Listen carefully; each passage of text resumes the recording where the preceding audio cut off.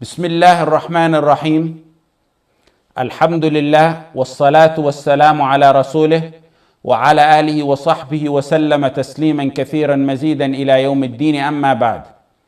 We talked yesterday on the introduction of one of the great victories of Islam, the Battle of Ain Jalut, the Spring of Goliath.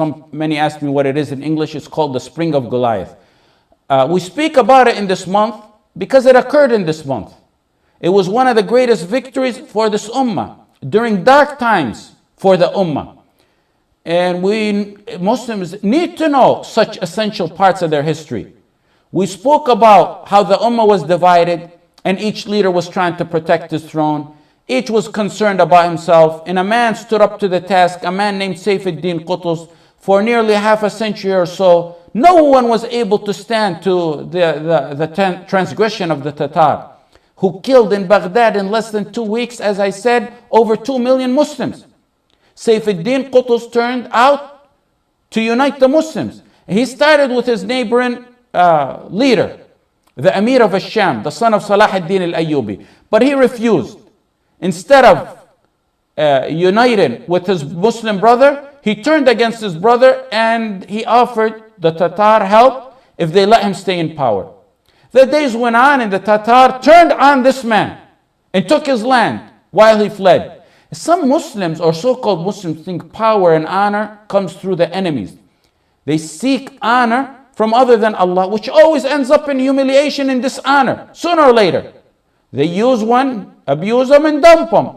No one could have been more surrenderous and helpful to the enemies of Allah than the prime examples we have today, like Al-Qaddafi and Mubarak and their likes and their brothers. Look where they're at today. Allah bless Qutuz in that Salah ad-Din's son was ousted from Syria, from Damascus to Palestine, to Palestine by the Tatar, by the same enemies he offered himself to. Then he joined by force Qutuz, but he proved, like I said, that he was a failure, and his troops remained with Qutuz and he left. Now, Sayf-ud-Din Qutuz doesn't have to worry about Nasr Yusuf al-Ayyubi. One of the problems, actually a major obstacle, is gone. When Allah sees solid, determined, sincere, dedicated men, He prepares for them the means of victory. Look what happened with his opponent. Qutuz needed wealth now, so he went to collect for the army, and he had ulama to his side. And he chose a righteous alim, a beacon of truth, Al-Izz ibn Abd Salam. Al-Izz ibn Abd Salam supported him with his famous fatwa and advice. Al-Izz issued stunning fatwa that inspired the ummah. Why do you think people listen to Al-Izz ibn Abd Salam?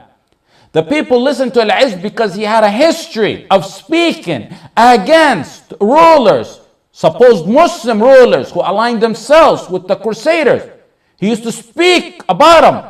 If Al-Izz ibn Abd Salam was living today, the surrenderous Murji'ah rejects, the worshippers and slaves of the rulers, would call him a takfiri and a khariji. When Qutuz went to Al-Izz ibn Abd Salam, out of all the ulama, because sincere leaders, no sincere ulama, he went to him, he said, what do you think we should do? Should we go on and attempt to defend ourselves against the Tatar, or should we wait or surrender, or what? 50 years, nearly half a century or so, no one dared to stand up to him.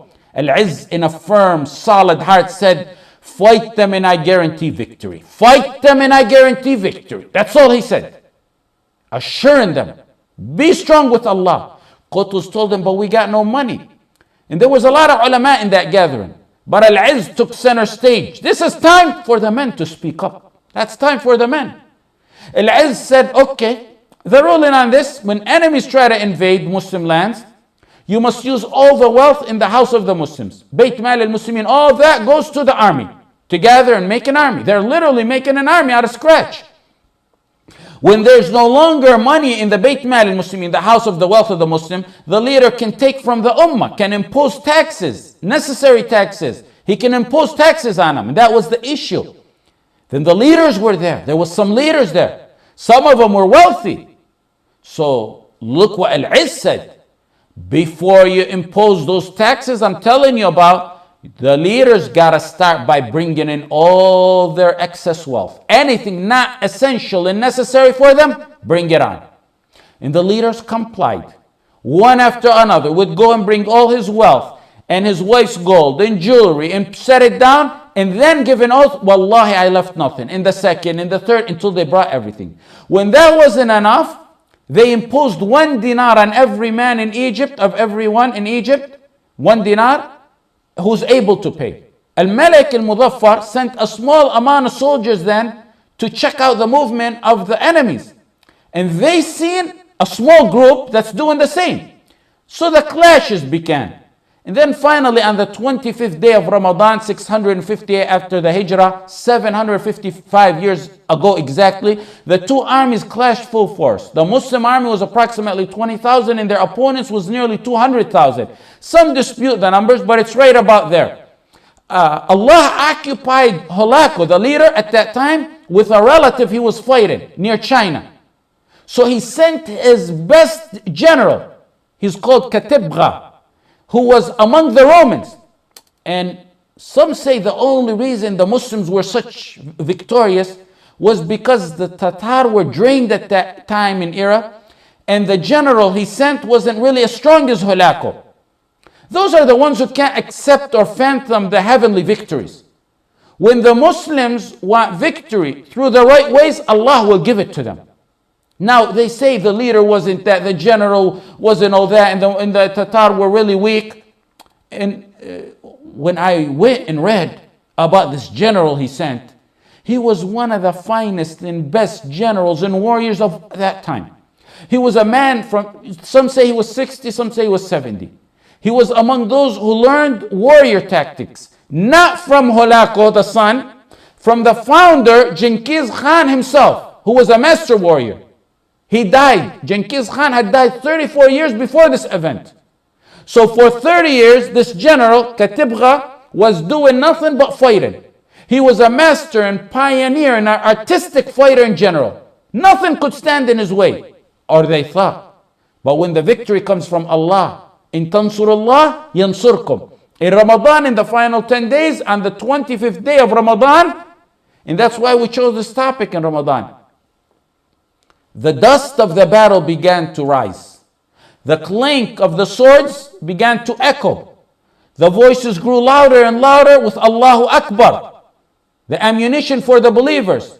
It grew louder and louder from soldiers fighting in the field and onlooker farmers who were in the valleys nearby.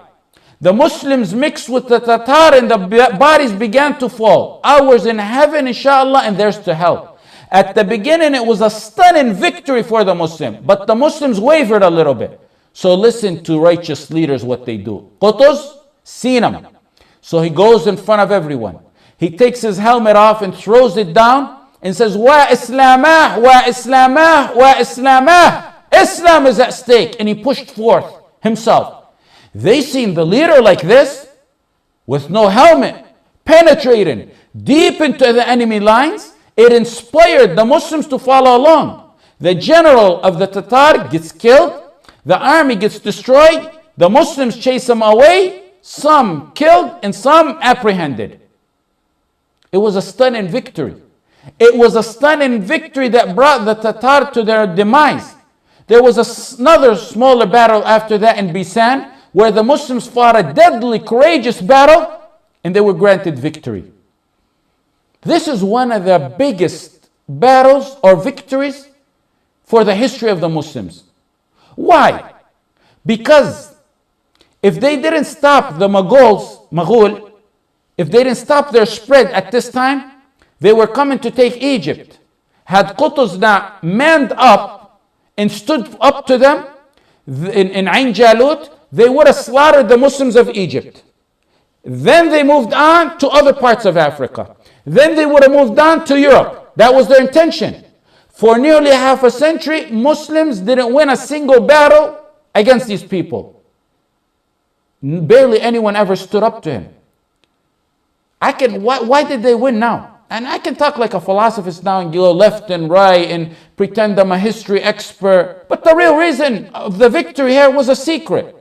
It was a secret in something Umar wrote to his general Sa'd ibn Abi Waqqas years ago. That's the real reason, no other reason. You can talk a lot about it and pretend you're a philosophist, but that's the reason. From every angle you look at it, it was a defeat for Muslims. Untrained army. The army of Qutuz, he really got it literally within days. In less than a year. They were outnumbered by a massive army that mastered genocide and warfare for decades, for half a century.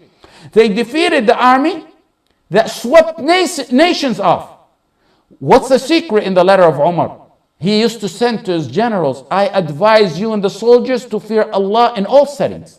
That's the secret. The fear of Allah is the biggest ammunition against your enemies. Fear your sins more than you fear your enemies. Fear your sins more than you fear your enemies. Muslims win by the sins of their enemies against Allah. If we're equal in sins, they'll have power over us, because then it becomes power over power, and they're always more powerful than us, and they have more soldiers. So it's taqwa. After Ain Jalut, it was a turning point in the demeanor of the entire ummah. The demeanor of the entire ummah changed. He brought back honor to the ummah. He brought manhood to the men of this ummah. Now, no longer would you see a man watching 100 men get slaughtered and not even think about defending himself or protecting himself.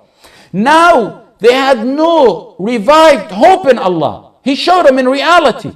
And no matter how big and mighty the opponent may seem, as long as they are with Allah, there's victory. لا يغرنك تقلب الذين كفروا في البلاد متاع قليل. Let not the free disposal, the affluence of the disbelievers throughout the land deceive you. متاع قليل. متاع قليل, brothers. Brief enjoyment. Then their ultimate abode is to hellfire. And what a worse place that is. Muslims began to realize that with Allah on their side, they can get victory. They no longer need to sit back and wait for the Mahdi like some used to say and some say today. When Allah wants victory and good for someone, there is no one who can deprive it. وَإِنْ يَمْسَسْكَ اللَّهُ بِضُرٍّ in Surah Al-An'am, وَإِنْ يَمْسَسْكَ اللَّهُ بِضُرٍّ فَلَا كَاشِفَ لَهُ إِلَّا هُوَ وَإِنْ يَمْسَسْكَ بِخَيْرٍ فَهُوَ عَلَى كُلِّ شَيْءٍ قَدِيرٌ. And likewise in Yunus, Surah Yunus, وَإِنْ يَمْسَسْكَ اللَّهُ بِضُرٍّ فَلَا كَاشِفَ لَهُ إِلَّا هُوَ وَإِنْ يُرِدْكَ بِخَيْرٍ فَلَا رَادَّ لِفَضْلِهِ يُصِيبُ بِهِ مَنْ يَشَاءُ مِنْ عِبَادِهِ وَهُوَ الْغَفُورُ الرَّحِيمُ. After a half a century of Muslims being treated worse than animals and massacred and annihilated and raped, each dog wanting a piece of the flesh of this ummah, each dog running to get a piece of the flesh of this ummah, the snakes were freely roaming around the Muslim territories. Now with Ain Jalut, a victory, the game is over. The great victory brought back prestige and honor and status to the ummah, and even justice to the non-Muslims. The victory was so smooth, the victory was so swift and unexpected that the great army of Hulako didn't even think about doing revenge after this. Unlike what happened to them in the past, their revenge would be superb. All history documents after this is a little scrimmage when they sent out a few soldiers, a small army, just to prove that they exist. But nothing major, nothing significant. The honor of the ummah was retrieved. You've seen those today in the lands of Amr ibn al-As, the lands of La ilaha illallah, who called for other than the rule of Allah. And those who said, let's vote on it, or agreed to it, or we're silent about it. We say, come on guys, the rule of Allah, the rule of La ilaha, this is a principle of Islam, the Sharia of Allah. They say, no, step by step, and we don't want to upset the West or other non-Islamic fractions. We don't want to upset them. On the account of Allah. They want to please others on the account of Allah. What's the result? The result is humiliation and defeat.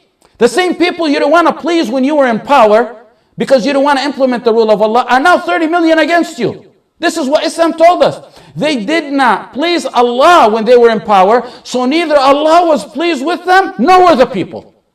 The ummah's got to understand the ABCs of Tawheed. What we teach our kids in text, we must let it register in our faith. من التمس رضا الناس من التمس رضا الله بسخط الناس رضي الله عنه وأرضى عنه الناس ومن التمس رضا الناس بسخط الله سخط الله عليه وأسخط عليه الناس. Whoever seeks the pleasure of Allah at the risk of displeasing people, Allah will take care of him and protect him and honor him.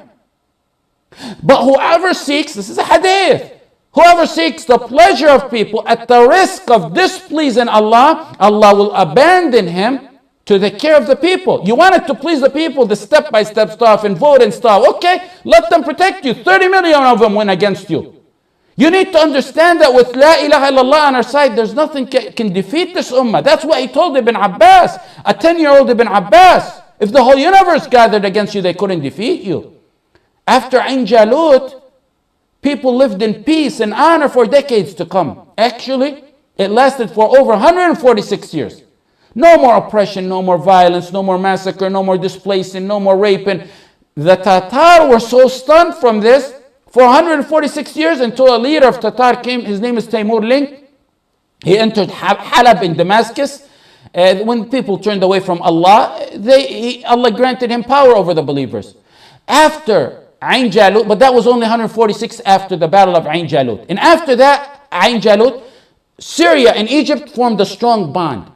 And it was considered like an armor and heart to the Muslim world. It was a strategic bond, a political bond, geographic, educational, historic bond. It showed that unity of the ummah was essential because Allah said, وَلَا تَنَازَعُوا فَتَفْشَلُوا. You become failures if you dispute. After Ain Jalut, the low-life leaders, especially the grandkids of the great leader Salah ad-Din, the ones who were only worried about their thrones and to remain in power, they become exposed. The ones who used the enemies of Allah against their brothers just to remain in power. After this battle, I'm telling you the benefits of this victory. After this victory, it exposed them. It exposed those fake leaders. And they too vanished. Most of them either accepted the leadership of Qutuz and joined under him, or most of them vanished away into the wastebasket of history. Even a more benefit after this victory, when the bond between Damascus and Egypt strengthened, the Muslims went out to small municipalities or Imarat. They were called small Imarat in Syria and Palestine that were for the Crusaders. And the Crusaders were there for 166 years. They were causing Muslims the harm. And they were Imarat not even Nur ad-Din and Imad ad-Din and Salah ad-Din reached. Now the blood descendants of Al-Ayyubi reclined to this world. But the descendants of Al-Ayyubi, by faith in Iman, took over from where they left off and stopped these people from harming, these Crusader municipalities, from harming the Muslims. And another effect of this battle, and to me, this victory, to me it's among the most amazing effects of this victory. The Tatar began to see Islam and read it, study it, and amazingly, they began to embrace Islam in large groups. They seen how Muslims were in power. Now the Muslims have the upper hand. They could do a genocide easily. They can rape them. There was no rape, no massacre, no imprisoning. They didn't even put them under scrutiny like our enemies do when they're in power, when they have the upper hand. They were astonished to see how the Muslims treated them and forgave them. They expected rape and genocide, but that wasn't Islam. They seen the justice and safety and manners of Islam when the Muslims had the upper hand. That being the main reason, along with the fact that the religion of the Tatar is a religion, it's a man-made religion, literally a man-made religion. Genghis Khan made that religion up. So they had a spiritual void that they filled with Islam. In fact, right before this big victory, 6 years before this victory, one of Hulaku's cousins learned about Islam and embraced it. And he was a big, prestigious man. So Hulaku was shocked by that and fought him. Finally, I guess the time is up, I ask Allah subhanahu wa ta'ala to ease the suffering in this ummah, and may He replace the traitors of today with the likes of our beloved leader, Sayf ad-Din Qutuz, rahimahullah ta'ala, wa sallallahu ala Sayyidina Muhammad, wa ala alihi wa sahbihi wa sallam, wa jazakum Allahu khayra.